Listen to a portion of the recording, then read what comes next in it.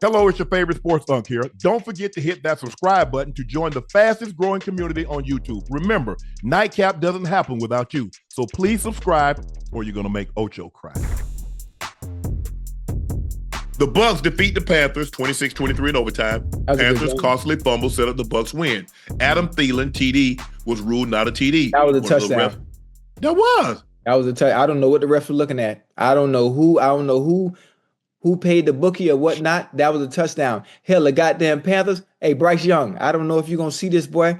Boy, shit. You looking, boy? He looked good. Man, that's why they took him number 1 overall. Hey, get a man a little protection. Let some guys make some plays for him. Leggett, Thielen, boy, y'all boys looking tough. I don't know if we have any Carolina Panthers fans in the goddamn chat, but what I'm seeing and been seeing so far, even with the loss, is promise. I see promise. Y'all, man, them boys look good. Bryce Young looks good. Chubbard, am I saying it right? I don't want to Chuba Hubbard. Chuba Hubbard. Chuba. Boy, shit. Yeah, boy, y'all boys finna be hell, boy. Y'all gonna be hell, boy. Keep pounding, bitch. Keep pounding. I'm telling you. Bryce Young, over his last 4 games, has 858 passing yards. He has 5 touchdowns, 1 interception, and he's led his team to a game-tying or a game-winning drive in all 4. Shows he's made of the right stuff. Just get him another offensive lineman. Get him some get him another weapon, and let's see what he can do. Hey, they bring him a goddamn stud in there. Like, ain't nothing wrong with it, the receivers, because the ones he got right now, but them boy making some plays and he putting the ball with the ball. Thiele's a little older, Ocho. Let's go. We need some fresh blood. We need some. You want some young legs in there, huh? Yeah. We need some young legs. Okay. I'm not saying but I'm saying maybe we use Thielen as a third down guy. Right. But I gotta get some fresh legs. I need somebody to get down the field in a hurry. Well, listen. We need a veteran presence now. We got a bunch of young boys. Yeah. We don't get rid of Thielen. We got a place for it. Okay. I'm just making. We got a place for it. Yeah, you got to have that veteran presence in there to keep. Yes. Keep that core together. All right. But I love. Look, it didn't go their way. They were playing really well. Hubbard, I think wasn't it Hubbard that fumbled the ball? I think it was Hubbard because he was the one. He was sitting on the bench. Everybody had done gone, and the stadium seemed like it was empty, and he was sitting on the bench with himself, alone in his thoughts. I can just imagine what was going through his mind and how he was feeling. Oh. Woo! What happened? Colts defeat the Patriots 25-24. Anthony Richardson leads a game-winning drive. Shane Steichen, we going for the win. Going for 2. Richardson calls his own number, powers his way into the end zone. The Pats miss a 68-yard field goal. Maybe if it's 67 yards, it might hit the crossbar and goes over. Right. Should the Pats have thrown the Hail Mary or attempted the field goal? I think, they have a kicker. They have a kicker with a very, very strong leg, one who's accurate, and he can hit it from that point.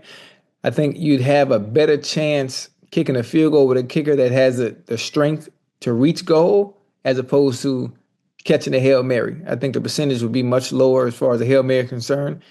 And listen, they did what they could. Drake Maye had a good game, man. That goddamn Drake Maye making some plays.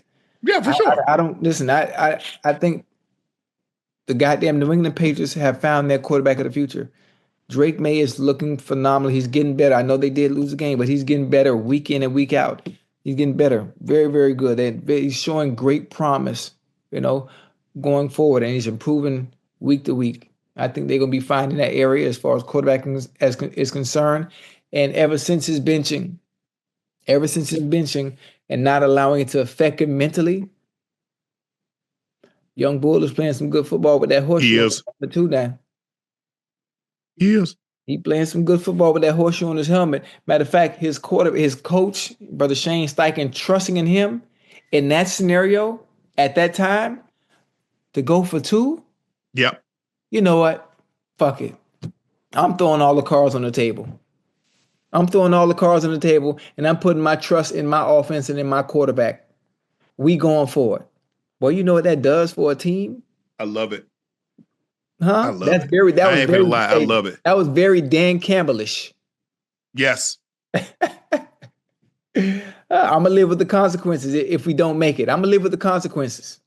Ocho, the Chargers defeated the Falcons 17-13. The Falcons needed more from Kirk Cousins, fifth cousin, today, and he has not thrown a touchdown pass in 3 games. In the same time frame, he's thrown 6 interceptions. He threw 4 today. Atlanta has been outscored 75-36 in 3 consecutive losses. Yep. They're now 6-6 overall. Cousins is playing poorly, and it's hard to ignore the fact that the number 8 pick in the draft is sitting on the bench. Yep. Is it time for us to see another Michael, not Vic, Penix Jr. As a starting quarterback for the Falcons? It could be. It could be that time. It depends on the coaches. Do they want to make that change right now? Because once you make the change and you go from Cousins to Penix Jr., that means it's set. It's solidified. The Penix Jr. regime starts for the Atlanta Falcons at that point on, and I'm assuming Kirk Cousins will no longer be there the following year. Most of the time, you would want your quarterback, you would want your rookie quarterback during the times where quarterbacks sit and learn behind a veteran. You want them to have a full season. You want them to have a full season no matter what. Now, if there's no chances of you making the playoffs, then I would say go ahead and make the switch. Let Penix Jr. get an early start. Right. Getting some of those reps and getting acclimated to the speed of the game, getting comfortable with the receivers or whatnot, I would say all for it. But if there is any chance that you might think you might have a shot, I say you still stay with your veteran quarterback. I say you still stick with your veteran quarterback who has a better feel for the offense, even though he's playing bad and he's on a 3-game skid. I say you just do. The goddamn Falcons, they started off beautiful. They started the season off great. They did. I don't know what happened. I saw so much promise in them, and I was one of the few that stood up for the Falcons offense and saying that Drake London and Kyle Pitts and Bijan Robinson would have a season they'd never had before, because I understood what Kirk Cousins brought to the helm as far as being a quarterback and what he does in the regular season. But these last 3 games have been abysmal. He turned the ball over too much, Ocho. Yeah, he's turning the ball over. Hell, he had 3 of them today. 4. Okay, I only saw 3. Now you just made it that much more worse. He had 3. He had 4. One was a pick 6. I saw the pick 6. And he had 2 fumbles, but the offensive lineman recovered those. So he could have easily had 6 turnovers. Mm-hmm. They could have easily won it. He threw that interception he threw in the end zone. To this, I still don't know. And I'm like, why would you throw the ball like that in the middle of the field and that congested of an area? Yeah, hold on. I still haven't figured it out how. I got another one. Why you on the left hash trying to throw anything to the outside? What are you doing? And then you leave it all the way inside, and you wonder why it's getting picked. If you gonna listen, let me say before you go, if you're gonna make that throw from the left hash all the way to the right, you can't pat the ball, you can't have no motherfucking hitch. As soon as you hit that third step, the ball got to be gone. The ball got to be gone. What are we doing? You pat the ball and then throw like Kirk Cousins on his absolute best day. Doesn't have that kind of arm. Never had the arm to do that. Thank you. Ain't but a handful of quarterbacks can make that throw. A Josh Allen, a Mahomes, somebody like that. Yeah. I don't know if Aaron can make it right now, Ocho. Because like you say, it's gotta be 3 and no hitch. That ball got to be coming. Well, first of all, he kind of semi-rolled. So now it's basically 5. Mm-hmm. And that ball's got to come out. Right. No. Yeah. You'd be foolish to even try it. Mm-hmm. And he, like you said, I don't think you do it because there's still a chance you can win that division and make it to the playoffs. Right. That's why I said that. You got to be cautious. You got to be careful. Do you want to put that kind of pressure on your rookie quarterback who hasn't been in as much?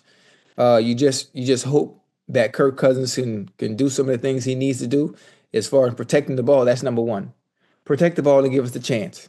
Protect the ball and give us the chance, because we won't be able to overcome that, even though they do have a very decent defense with goddamn AJ Terrell and from Justin Simmons, Bates. Justin Simmons and Jesse Bates. They have a good defense, so they're gonna need Kirk Cousins to play some good football if they're gonna have a chance to get up out of there and have a shot at the playoffs. But the thing is, Ocho, is that when you look at it, Before we go, what was the temperature in Cincinnati today? It was only 30. It wasn't bad. If it was But you 30, remember Joe? But you remember like Joe 20. said he was wondering how he's going to feel in cold weather. That wrist. He said he really haven't had to throw in cold weather. You think his wrist is bothering him? No, I don't think so. Because you always see him flexing it just to keep it loose though. You always see that. To break up some of that what do you call it? To break scar up tissue. Yeah, the scar tissue. But I don't think it's bothering him. I think, look, for me, Ocho, and this is a decision that Raheem and the staff and the higher ups are going to make. Right. As long as I got a chance, because they're right there with Tampa. Yeah. 6-6, and they beat Tampa already. Ready, yes, sir. So with that being said, I'm not so sure I make the move right now. Mm-hmm. But if somehow, and I think they're only going to get one. I think that's, look, you got Detroit's 11-1. Mm-hmm. Minnesota's 10-2. Right. Green Bay is what, 9-3? I believe so. So there are three. There's your division. That's going to be, you're going to get 3 out of that division. Right. With that being said, you only have one wild card spot available. Mm-hmm. Because you got your 4 division winners. Right. NFC South, NFC South, NFC North, NFC West, and the NFC. So you got who that? Yeah, so they're tied. Right now, they tied for the division lead with the Bucs, Ocho. Yeah. And they got the head-to-head because remember, we talked about it. They already beat them. Beat them, yeah. So you got to have 3 teams. 2 wild cards are coming out of the North. So now, does the other wild card, does it come out of the NFC West? Arizona, Seattle, Rams, 49ers? Dang. Maybe 9-7 might get you a wild card, Ocho. Mm-hmm. It might, 9-8. I keep thinking 16 games. My bad. I'm sorry. Right. 9-8, 17 games. Mm-hmm. 9-8 might get you a wild card, Ocho. Yeah, hell, it might win you the division. Yeah. 9-8 could easily win the division in the NFC South and the NFC West. Yeah. It won't get you shit in the AFC, though. Nah, hell nah. Because you already got Kansas City. What's Kansas City? 10-1, 11-1? Kansas City's what, 10-1? 11-1? Yeah. They You lost got the Steelers. The Steelers already. They lost 2. 3. They lost 3. They're 9-3, I think. Mm-hmm. Okay. So it's I'm not making that move just yet, Ocho. I'm not. Nah.